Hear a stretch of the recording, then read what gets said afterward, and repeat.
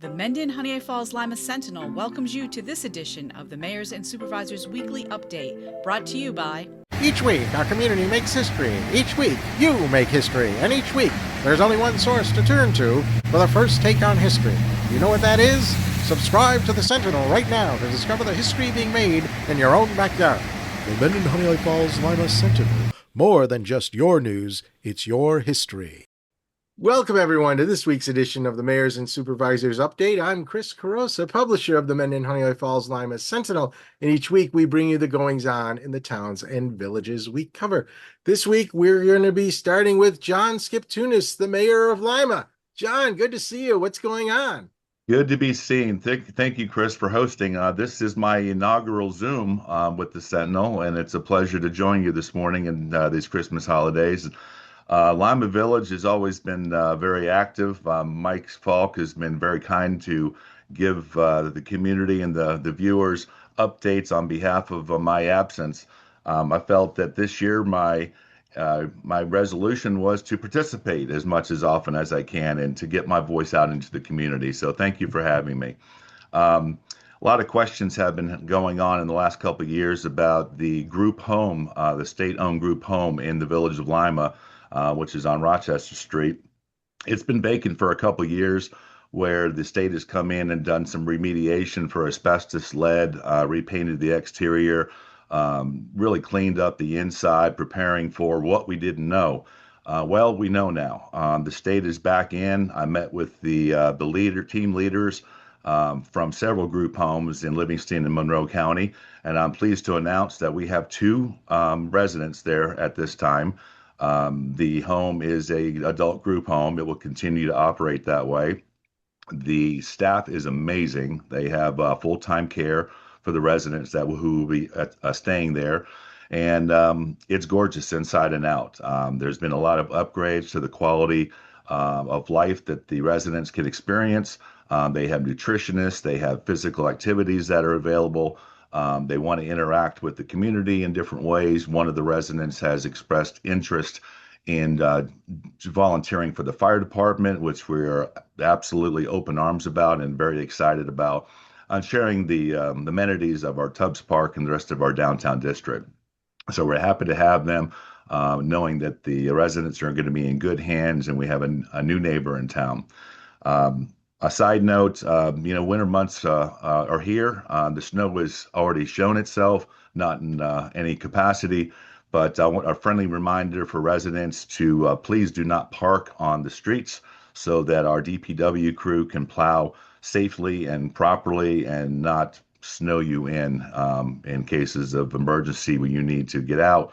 You won't have to shovel out. So please try not to park on the main streets, providing a easier access for our DPW snow removal team, and keeping everybody safe.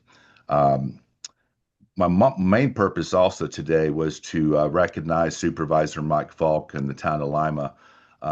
When I came on board as mayor 5 years ago, now starting my sixth year, Mike took me under his wing and gave me many opportunities to make relationships with people on the county level and on the village level through economic development, planning, emergency management, etc. Always was kind and welcoming to bring me along to help me learn municipal leadership. So I wanted to thank Mike publicly for him providing me with the knowledge and helping me become a better leader moving forward. He will be sorely missed.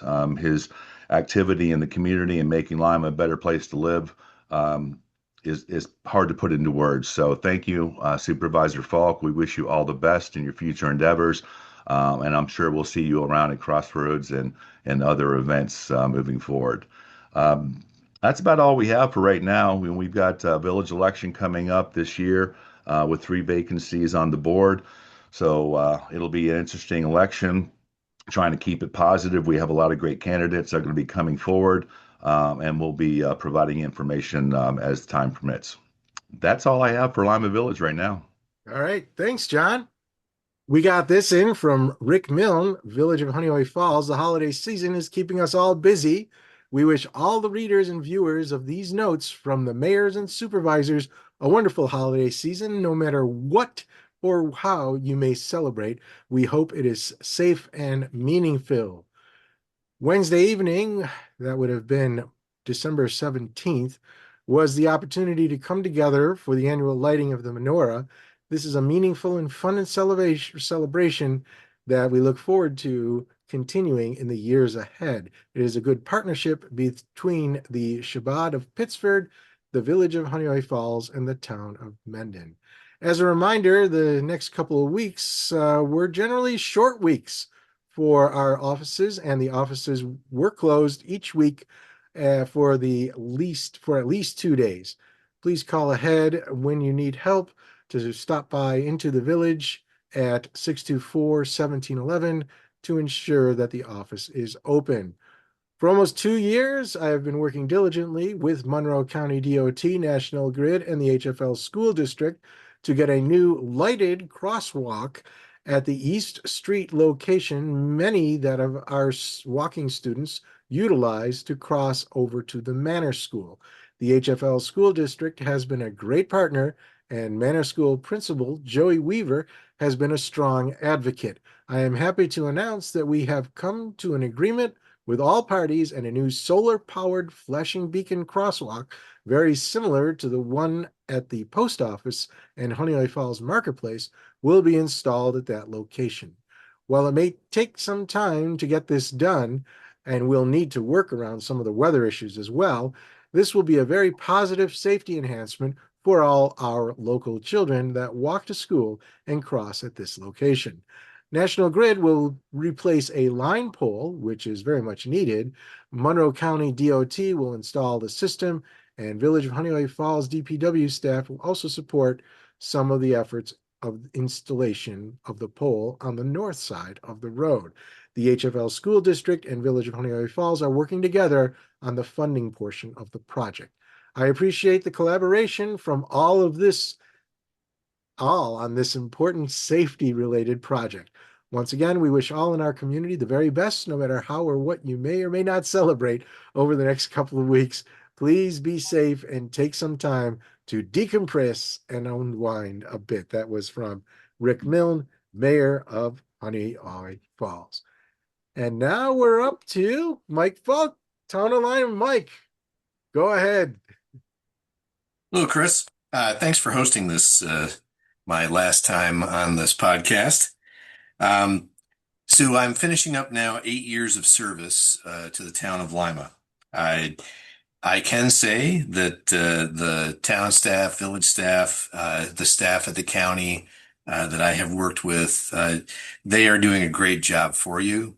They are certainly worth your tax dollars, and they are striving every day to make sure that you are getting the services that you need.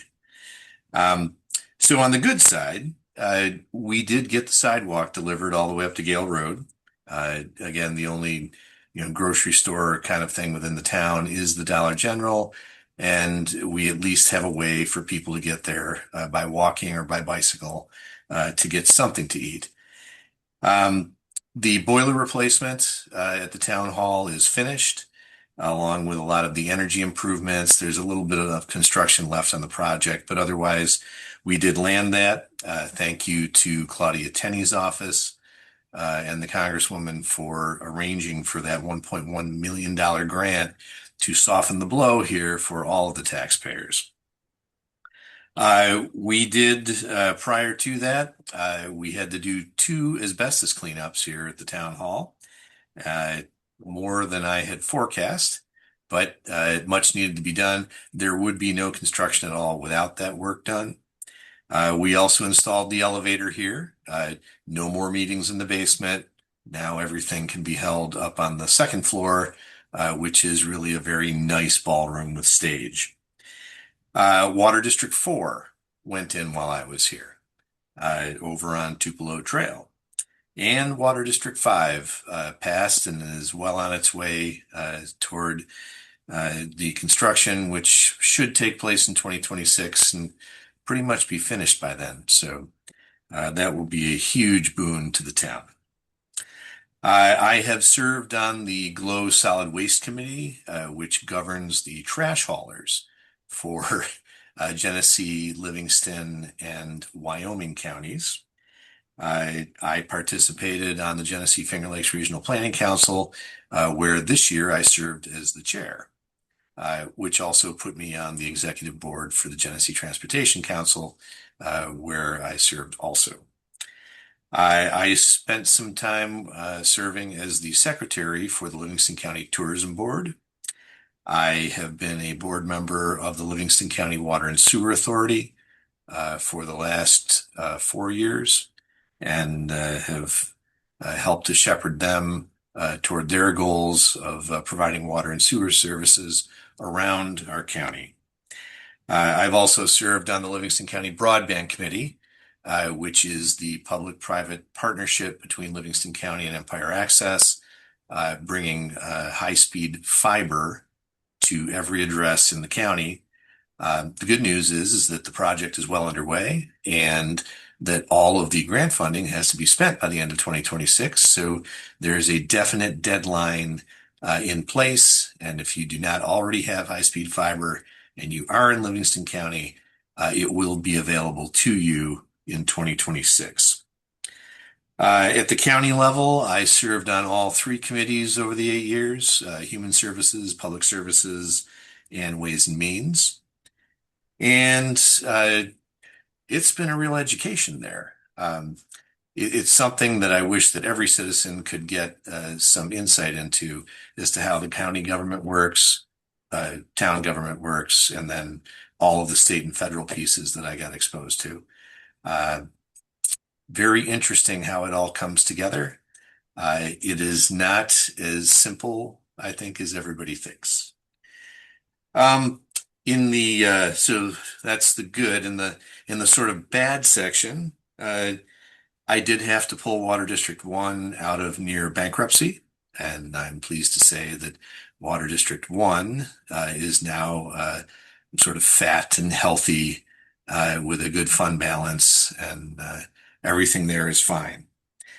I also had to pull Water District 2 out of the bankruptcy trend, and they are moving toward financial health.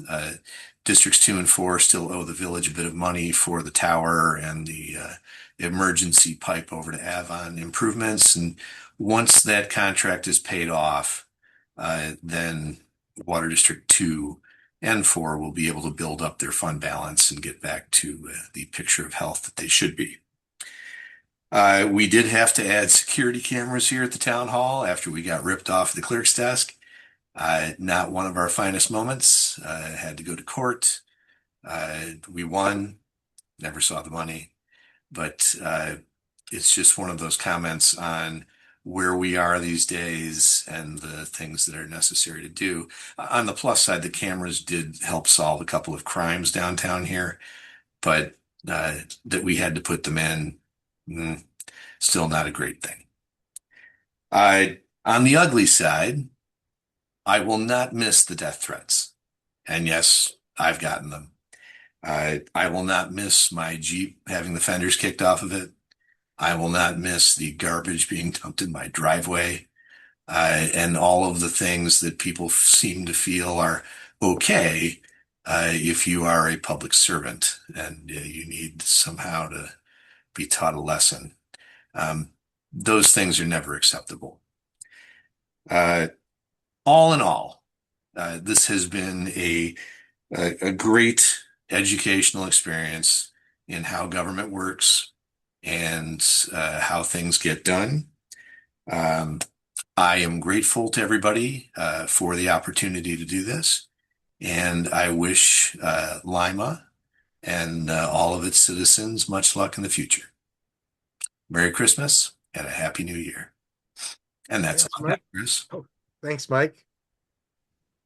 And now it's over to John Moffett in the town of Mendon. John, speak to us. Well, this is my last time on this venue, and I just want to show my appreciation to the Sentinel and obviously the Carosas for their ability to have this venue available for the elected officials. It has been a positive experience for me. I think it's a positive experience for our residents because people stop and ask me questions about something that I or others have talked about on this on almost on a daily basis. Um, so today, and if you've watched or read me in the past, you know that I have tried to point out different employees and residents of the town that I think make a difference. And today I want to point out Angela Howlick. Angela is the owner of the Westminster Hall and Chapel in the hamlet of Mendon. Uh, you know, the hamlet has had a difficult time recovering from COVID as far as business wise goes. Um, 10 minutes from Eastview, Walmart, all the rest. It takes a certain type of business to survive in this type of area. And Angela's just done a fantastic job with her business. She has worked with the town through all aspects of that business. She has the only legal short-term rental in the town of Mendon. And she's just been a joy to work with, and she's been so cooperative. It makes working with business owners like her so easy. And so I congratulate her on the success of her business. The second person I want to talk about is an employee, Corey Gates. Gates is what I call a lifer. Corey has been here just about all of his life, has deep roots in the community. He is somebody who does a lot of jobs. He's code enforcement. Thankless job right there. They're not lined up at the door for that job. Building inspector, fire marshal, planning officer, he does it all. And he doesn't do it all between 8 o'clock in the morning and 4 o'clock at night. At 4 o'clock at night, most of the people who are hourly go out the door. Michelle Booth, Corey Gates, and myself are generally here long after 4 o'clock rolls around. He is a dedicated person to the town of Mendon. He cares about the town of Mendon much beyond the paycheck that he gets. And hourly, I don't even want to guess how many hours he puts into this job. And again, it's not for the paycheck. He doesn't get overtime. He does it because of the love of his community. And I want to thank Corey for all he does for the town of Mendon. I also want to thank some of the people that have helped me through my 16 years here at the town of Mendon. I'm proud to say that I'm the second longest serving supervisor in the town of Mendon at 16 years. And for some of the people that have really done outstanding work that has helped me along the way, Jim Mursky, who is currently on the town board, who was the town clerk for many, many years, Mary Fletcher, who was the finance director, came back to help me after she retired.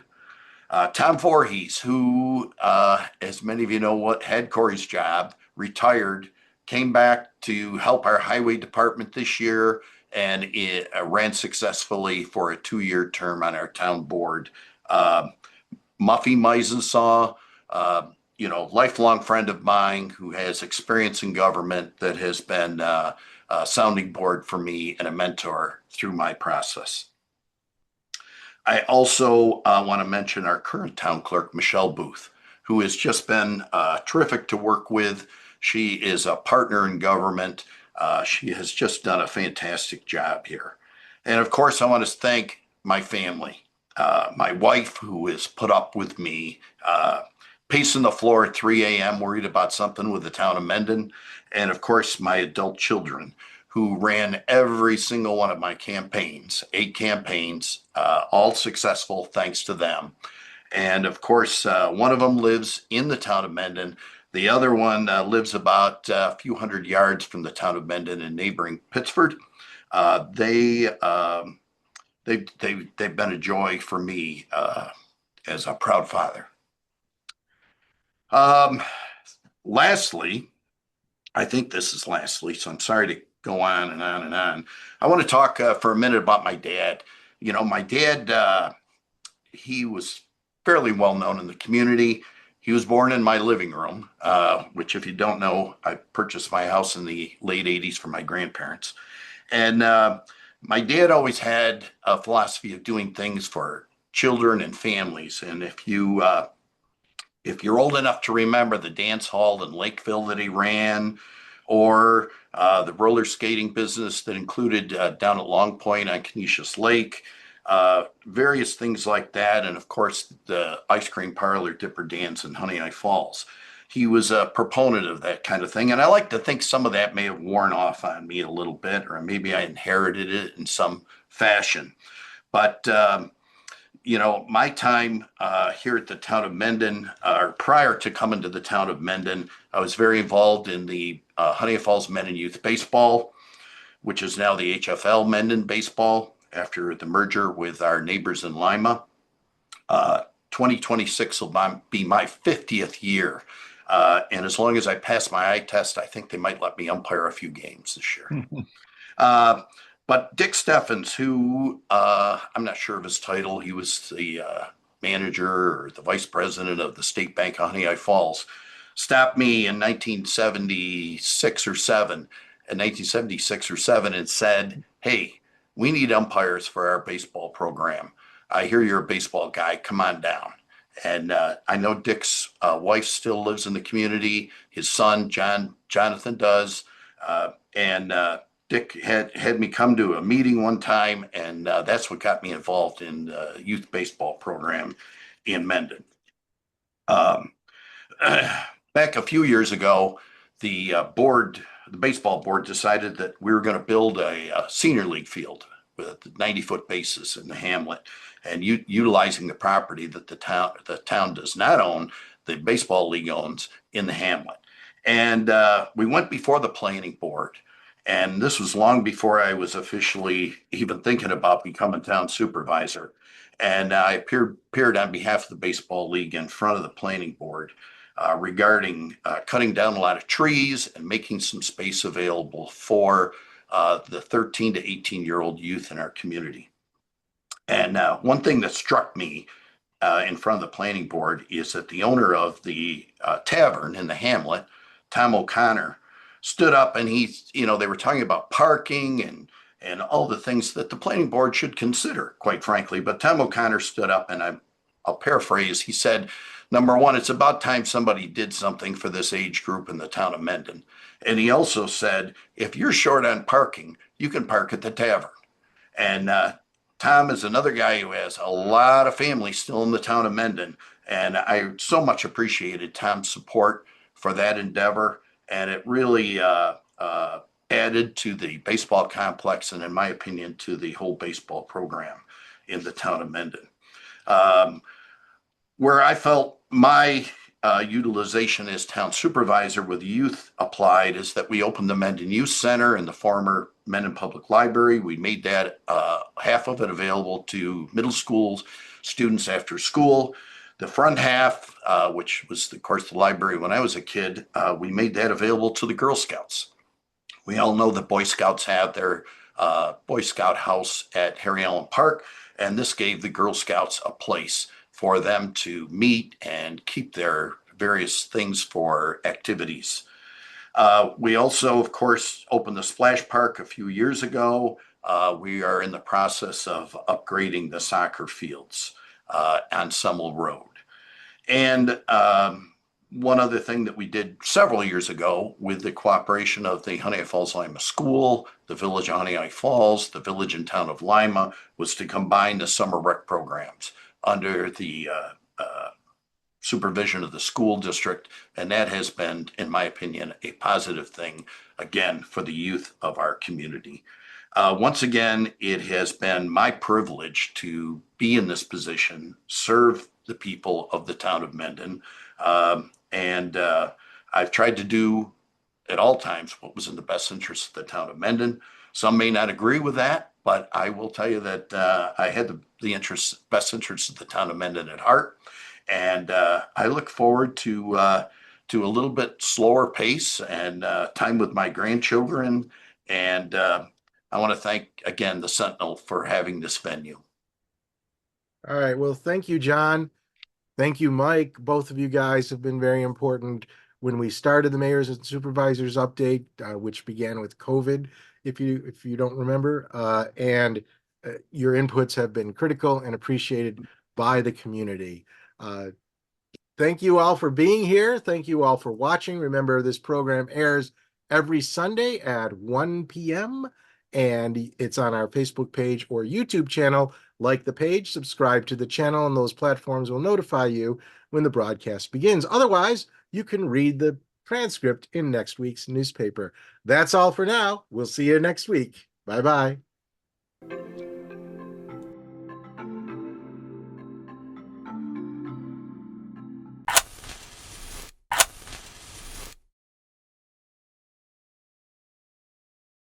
Imagine yourself communicating with a difference. Pan-Dimensional Solutions helps you do this. Whether live spectator events, taped broadcasts, or real-time audience-engaging programs, you can benefit immediately from the tools Pan-Dimensional Solutions will share with you. Do you want to make a difference? Contact us at pandimensional.com.